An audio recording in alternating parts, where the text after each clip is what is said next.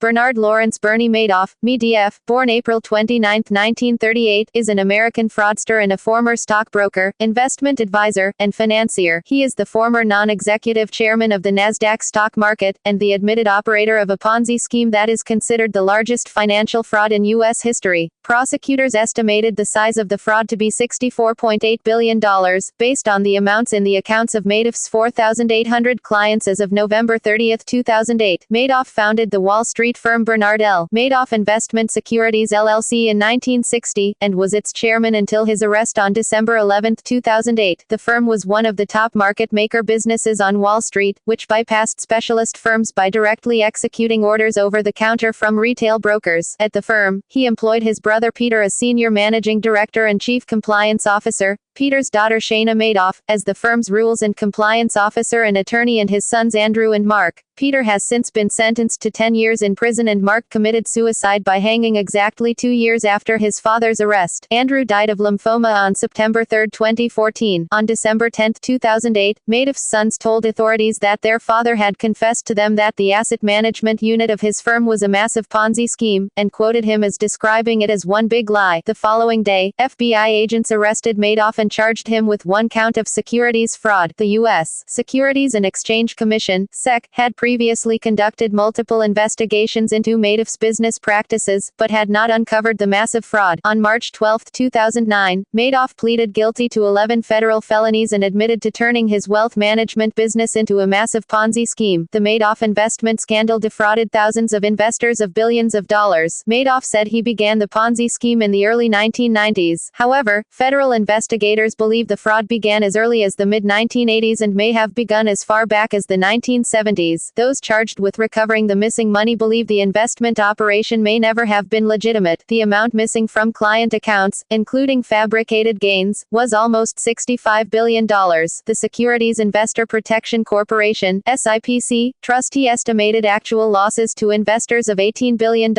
On June 29, 2009, Madoff was sentenced to 150 years in prison, the maximum allowed. Early life Madoff was born on April 29, 1938, in Queens, New York, the son of Jewish parents Ralph Madoff, June 1910–July 1972, a plumber and stockbroker, and Sylvia Muntner, December 1911–December 1974. Madoff's grandparents were immigrants from Poland, Romania, and Austria. He is the second of 3 children. His siblings are Sandra Weiner and Peter Madoff. Madoff graduated from Far Rockaway High School in 1956. He attended the University of Alabama for 1 year, where he became a brother of the Tau chapter of the Sigma Alpha Mu fraternity, then transferred to and graduated from Hofstra University in 1960 with a Bachelor of Arts in Political Science. Madoff briefly attended Brooklyn Law School, but founded the Wall Street firm Bernard L. Madoff Investment Securities LLC and remained working for his own company. Career Madoff was chairman of Bernard L. Madoff Investment Securities LLC from its startup in 1960 until his arrest on December 11, 2008. The firm started as a penny stock trader with $5,000, $40,000 today, that Madoff earned from working as a lifeguard and sprinkler installer. He further secured a loan of $50,000 from his father-in-law, which he also used to set up Bernard L. Madoff Investment Securities LLC. His business grew with the assistance of his father-in-law, accountant Saul Alpern, who referred a circle of friends and their families. Initially, the firm made markets, quoted bid and ask prices, via the National Quotation Bureau's pink sheets. In order to compete with firms that were members of the New York Stock Exchange trading on the stock exchange's floor, his firm began using innovative computer information technology to disseminate its quotes. After a trial run, the technology that the firm helped to develop became the NASDAQ. The firm functioned as a third market provider, bypassing exchange specialist firms by directly executing orders over the counter from retail brokers. At one point, Madoff Securities was the largest market maker at the NASDAQ, and in 2008 was the 6th largest market maker on Wall Street. The firm also had an investment management and advisory division, which it did not publicize. That was the focus of the fraud investigation. Madoff was the first prominent practitioner of payment for order flow, in which a dealer pays a broker for the right to execute a customer's order. This has been called a legal kickback. Some academics have questioned the ethics of these payments. Madoff argued that these payments did not alter the price that the customer received. He viewed the payments as a normal business practice. If your girlfriend goes to buy stockings at a supermarket, the racks that display those stockings are usually paid for by the company that manufactured the stockings. Order flow is an issue that attracted a lot of attention but is grossly overrated. Madoff was active in the National Association of Securities Dealers, NASD, a self-regulatory securities industry organization, and served as its chairman of the board of directors and on its board of governors.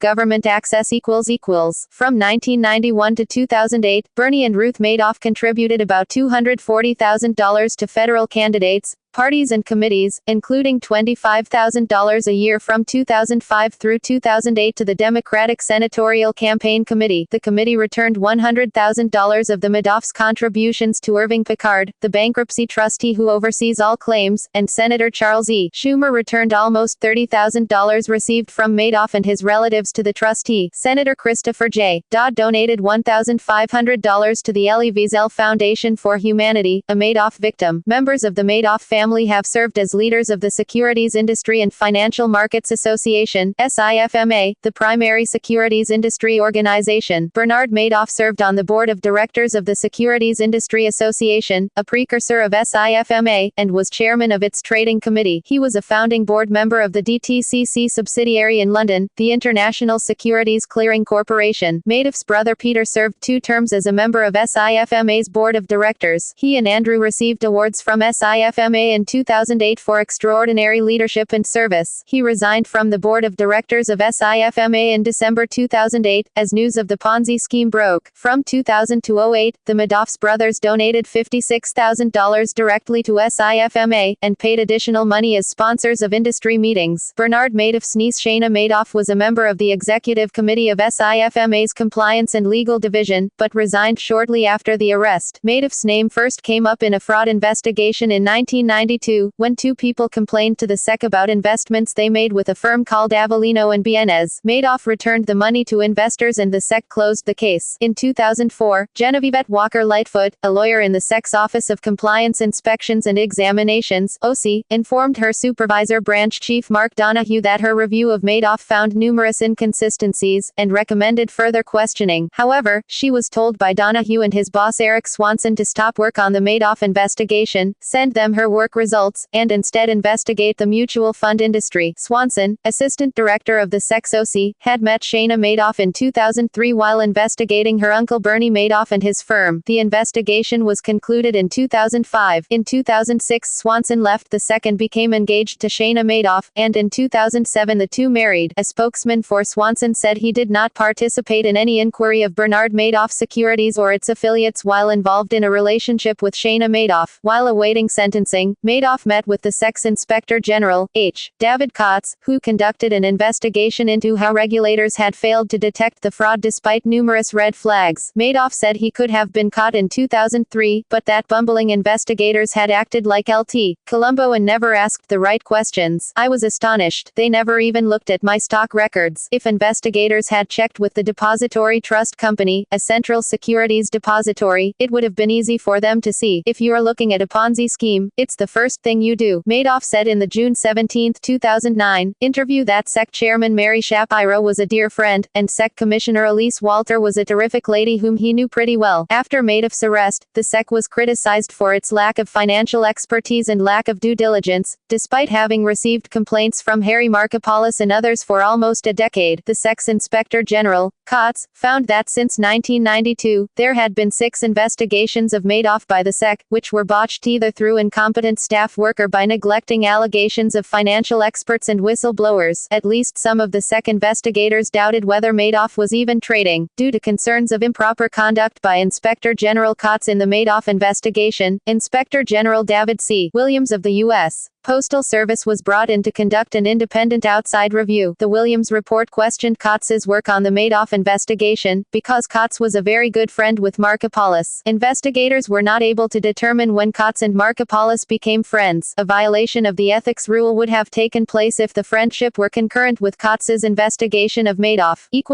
Investment scandal In 1999, financial analyst Harry Markopolos had informed the SEC that he believed it was legally and mathematically impossible to achieve the gains Madoff claimed to deliver. According to marke, he knew within 5 minutes that Madoff's numbers did not add up, and it took him 4 hours of failed attempts to replicate them to conclude that Madoff was a fraud. He was ignored by the SEC's Boston office in 2000 and 2001, as well as by Megan Chung at the SEC's New York office in 2005 and 2007 when he presented further evidence. He has since co-authored a book with Gayatri Kakru, the leader of his legal team, titled No One Would Listen. The book details the frustrating efforts he and his legal team made over a 10-year period to alert the government, the industry, and the press about Madoff's fraud. Although Madoff's wealth management business ultimately grew into a multi-billion-dollar operation, none of the major derivatives firms traded with him because they did not believe his numbers were real. None of the major Wall Street firms invested with him, and several high-ranking executives at those firms suspected his operations and claims were not legitimate. Others also contended it was inconceivable that the growing volume of Madoff's accounts could be competently and legitimately serviced by his documented accounting, auditing firm, a 3-person firm with only one active accountant. The Central Bank of Ireland failed to spot Madoff's gigantic fraud when he started using Irish funds and had to supply large amounts of information which would have been enough to enable Irish regulators to uncover the fraud much earlier than late 2008 when he was finally arrested in New York. The Federal Bureau of Investigation report and federal prosecutor's complaint says that during the first week of December 2008, Madoff confided to a senior employee, identified by Bloomberg News as one of his sons, that he said he was struggling to meet $7 billion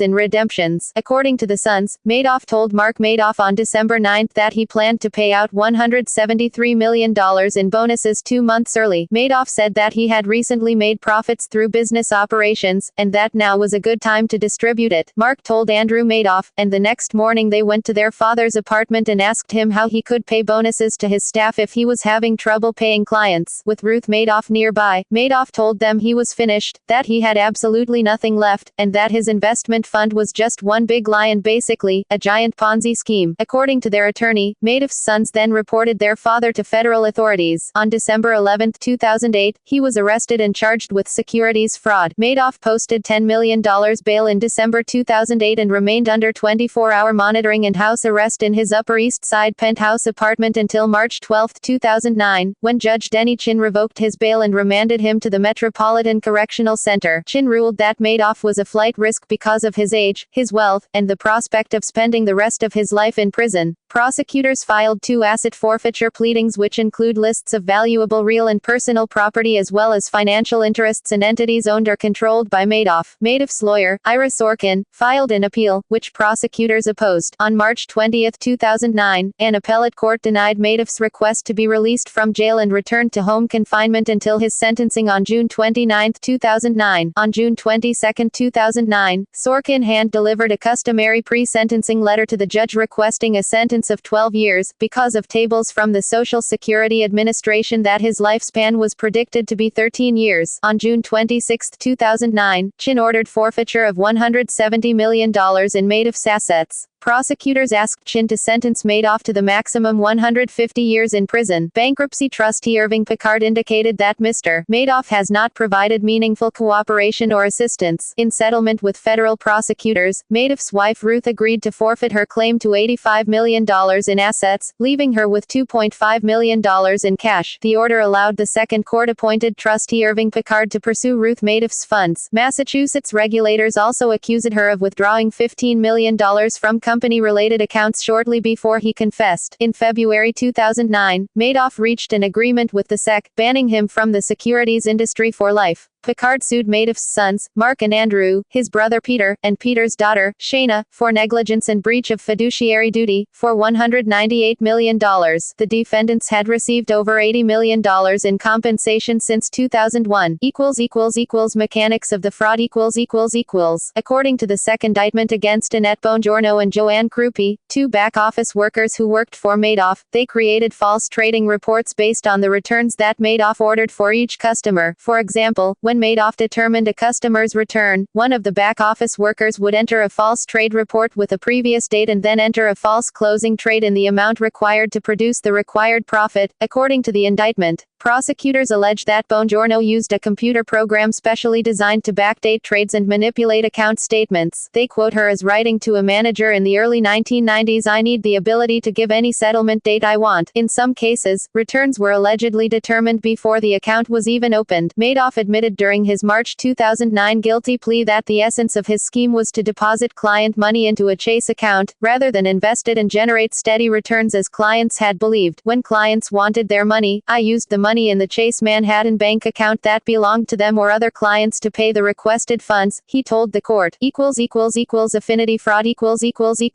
Madoff targeted wealthy American Jewish communities, using his in-group status to obtain investments from Jewish individuals and institutions. Affected Jewish charitable organizations considered victims of this affinity fraud include Hadassah, the Women's Zionist Organization of America, the Elie Wiesel Foundation and Steven Spielberg's Wunderkinder Foundation. Jewish federations and hospitals lost millions of dollars, forcing some organizations to close. The Lipan Foundation, for instance, was forced to close temporarily because it had invested its funds with Madoff.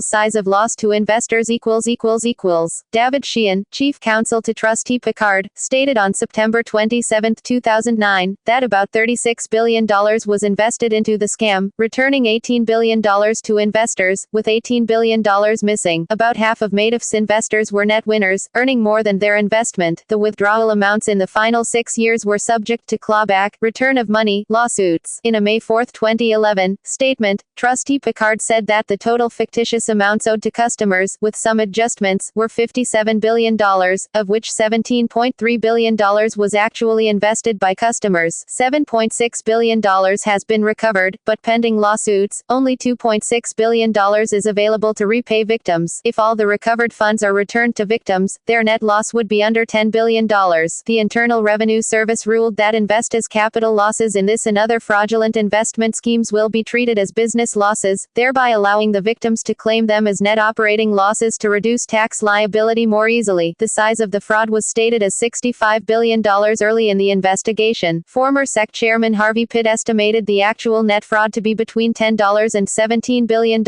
One difference between the estimates concerns the method of calculation. One method calculates losses as the total amount that victims thought they were owed, but will never receive. Aaron Arvidland, who publicly questioned Madoff's reported investment performance in 2001, stated that the actual amount of the fraud might never be known, but was likely between $12 and $20 billion.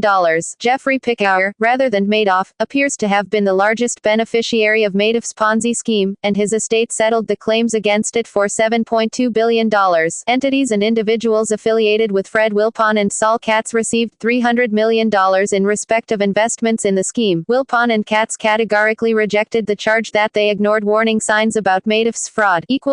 Plea, sentencing, and prison life On March 12, 2009, Madoff pleaded guilty to 11 federal felonies, including securities fraud, wire fraud, mail fraud, money laundering, making false statements, perjury, theft from an employee benefit plan, and making false filings with the SEC. The plea was the response to a criminal complaint filed 2 days earlier, which stated that over the past 20 years, Madoff had defrauded his clients of almost $65 billion in the largest Ponzi scheme in history. Madoff insisted he was solely responsible for the fraud. Madoff did not plea bargain with the government. Rather, he pleaded guilty to all charges. It has been speculated that Madoff pleaded guilty instead of cooperating with the authorities in order to avoid naming any associates and co-conspirators who were involved with him in the scheme. In November 2009, David G. Freeling, Madoff's accounting frontman and auditor, pleaded guilty to securities fraud, investment advisor fraud, making false filings to the SEC, and obstructing the IRS. Freeling extensively cooperated with federal prosecutors and testified at the trials of 5 former Madoff employees, all of whom were convicted and sentenced to between 2.5 and 10 years in prison. Although he could have been sentenced to more than 100 years in prison, because of his cooperation, Freeling was sentenced in May 2015 to 1 year of home detention and 1 year of supervised release. Madoff's right-hand man and financial chief, Frank DePascali, pleaded guilty to 10 federal charges in 2009 and, like Freeling, testified for the government at the trial of 5 former colleagues, all of whom were convicted. Pasquale faced a sentence of up to 125 years, but he died of lung cancer in May 2015, before he could be sentenced. In his plea allocution, Madoff stated he began his Ponzi scheme in 1991. He admitted he had never made any legitimate investments with his clients' money during this time. Instead, he said, he simply deposited the money into his personal business account at Chase Manhattan Bank. When his customers asked for withdrawals, he paid them out of the Chase account, a classic robbing Peter to pay Paul scenario. Chase and its successor, J.P. Morgan Chase, may have earned as much as $483 million from his bank account. He was committed to satisfying his clients' expectations of high returns, despite an economic recession. He admitted to false trading activities masked by foreign transfers and false SEC filings. He stated that he always intended to resume legitimate trading activity, but it proved difficult, and ultimately impossible to reconcile his client accounts. In the end, Madoff said, he realized that his scam would eventually be exposed. On June 29, 2009, Judge Chin sentenced Madoff to the maximum sentence of 150 years in federal prison. Madoff's lawyers initially asked the judge to impose a sentence of 7 years, and later requested that the sentence be 12 years, because of Madoff's advanced age of 71 and his limited life expectancy. Madoff apologized to his victims, saying, I have left a legacy of shame, as some of my victims have pointed out, to my family and my grandchildren. This is something I will live in for the rest of my life. I'm sorry, he added. I know that doesn't help you. After his victims recommended to the judge that he receive a life sentence, Judge Chin had not received any mitigating factor letters from friends or family testifying to Madoff's good deeds. The absence of such support is telling, he said. Judge Chin also said that Madoff had not been forthcoming about his crimes. I have a sense Mr. Madoff has not done all that he could do or told all that he knows, said Chin, calling the fraud extraordinarily evil, unprecedented, and staggering, and that the sentence would deter others from committing similar frauds. Judge Chin also agreed with prosecutors' contention that the fraud began at some point in the 1980s. He also noted that Madoff's crimes were off the charts since federal sentencing guidelines for fraud only go up to $400 million in losses. Ruth did not attend court but issued a statement, saying I am breaking my silence now because my reluctance to speak has been interpreted as indifference or lack of sympathy for the victims of my husband Bernie's crime, which is exactly the opposite of the truth. I am embarrassed and ashamed. Like everyone else, I feel betrayed and confused. The man who committed this horrible fraud is not the man whom I have known for all these years. Incarceration Madoff's attorney asked the judge to recommend that the Federal Bureau of Prisons place Madoff in the Federal Correctional Institution, Otisville, which is located 70 miles, 110 kilometers, from Manhattan. The judge, however, only recommended that Madoff be sent to a facility in the Northeast United States. Madoff was transferred to the Federal Correctional Institution Butner Medium near Butner, North Carolina, about 45 miles, 72 kilometers, northwest of Raleigh. He is Bureau of Prisons Register 61727-054. Jeff Gamage of the Philadelphia Inquirer said Madoff's heavy sentence likely determined his fate. Madoff's projected release date is November 14, 2139. The release date, described as academic in Madoff's case because he would have to live to the age of 201, reflects a reduction for good behavior. On October 13, 2009, it was reported that Madoff experienced his first prison yard fight with another inmate, also a senior citizen. When he began his sentence, Madoff's stress levels were so severe that he broke out in hives and other skin maladies soon after. On December 18, 2009, Madoff was moved to Duke University Medical Center in Durham, North Carolina, and was treated for several facial injuries. A former inmate later claimed that the injuries were received during an alleged altercation with another inmate. Other news reports described Madoff's injuries as more serious and including facial fractures, broken ribs, and a collapsed lung. The Federal Bureau of Prisons said Madoff signed an affidavit on December 24, 2009, which indicated that he had not been assaulted and that he had been admitted to the hospital for hypertension. In his letter to his daughter-in-law, Madoff said that he was being treated in prison like a mafia don. They call me either Uncle Bernie or Mr. Madoff. I can't walk anywhere without someone shouting their greetings and encouragement to keep my spirit up. It's really quite sweet how concerned everyone is about my well-being, including the staff. It's much safer here than walking the streets of New York. Personal life On November 28, 1959, Madoff married Ruth Alpern, whom he had met while attending Far Rockaway High School. The two eventually began dating. Ruth graduated high school in 1958 and earned her bachelor's degree at Queens College. She was employed at the stock market in Manhattan before working in Madoff's firm, and she founded the Madoff Charitable Foundation. Bernard and Ruth Madoff had two sons, Mark, March 11, 1964 – December 11, 2010, a 1986 graduate of the University of Michigan, and Andrew, April 8, 1966 – September 3, 2014, a 1988 graduate of University of Pennsylvania's Wharton Business School. Both sons later worked in the trading section alongside paternal cousin Charles Weiner. Several family members worked for Madoff. His younger brother, Peter, an attorney, was senior managing director and chief compliance officer, and Peter's daughter, Shana Madoff, also an attorney, was the firm's compliance attorney. On the morning of December 11, 2010, exactly 2 years after Bernard's arrest, his son Mark was found dead in his New York City apartment. The city medical examiner ruled the cause of death as suicide by hanging. Over the years, Madoff's sons had borrowed money from their parents to purchase homes and other property. Mark Madoff owed his parents $22 million, and Andrew Madoff owed them $9.5 million.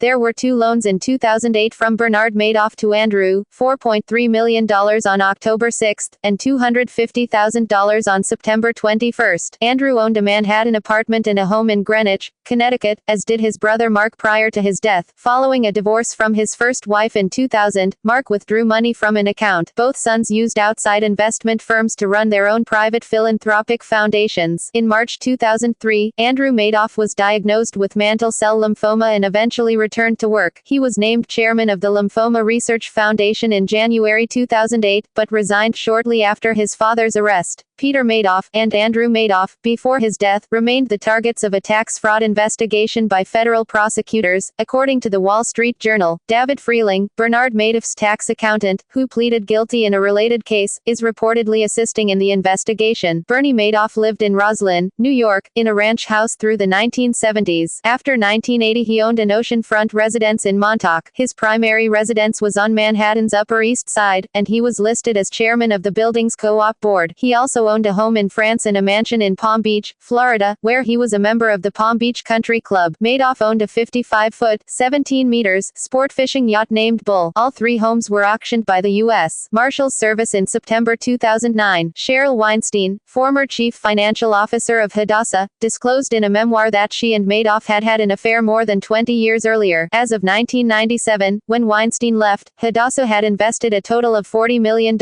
By the end of 2008, Hadassah had withdrawn more than $130 million from its Madoff accounts and contends its accounts were valued at $90 million at the time of Madoff's arrest. At the victim impact sentencing hearing, Weinstein testified, calling him a beast. According to a March 13, 2009, filing by Madoff, he and his wife were worth up to $126 million, plus an estimated $700 million for the value of his business interest in Bernard L. Madoff Investment Securities LLC. During a 2011 interview on CBS, Ruth Madoff claimed she and her husband had attempted suicide after his fraud was exposed, both taking a bunch of pills in a suicide pact on Christmas Eve 2008. In November 2011, former Madoff employee David Kugel pleaded guilty to charges that arose out of the scheme. He admitted having helped Madoff create a phony paper trail, the false account statements that were supplied to clients. Bernie Madoff suffered a heart attack in December 2013, and reportedly suffers from end-stage renal disease, ESRD. According to CBS New York and other news sources, Madoff claimed in an email to CNBC in January 2014 that he has kidney cancer, but this is unconfirmed. Philanthropy and other activities Madoff was a prominent philanthropist, who served on boards of non-profit institutions, many of which entrusted his firm with their endowments. The collapse and freeze of his personal assets and those of his firm affected businesses, charities, and foundations around the world, including the Chase Family Foundation, the Robert I. LePan Charitable Foundation, the Picard Foundation, and the JEHT Foundation, which were forced to close. Madoff donated approximately $6 million to lymphoma research after his son Andrew was diagnosed with the disease. He and his wife gave over $230,000 to political causes since 1991, with the bulk going to the Democratic Party. Madoff served as the chairman of the board of directors of the Cy Sims School of Business at Yeshiva University, and as treasurer of its board of trustees. He resigned his position at Yeshiva University after his arrest. Madoff also served on the board of New York City Center, a member of New York City's Cultural Institutions Group, SIG. He served on the executive council of the Wall Street division of the UJA Foundation of New York, which declined to invest invest funds with him because of the conflict of interest. Madoff undertook charity work for the Gift of Life Bone Marrow Foundation and made philanthropic gifts through the Madoff Family Foundation, a $19 million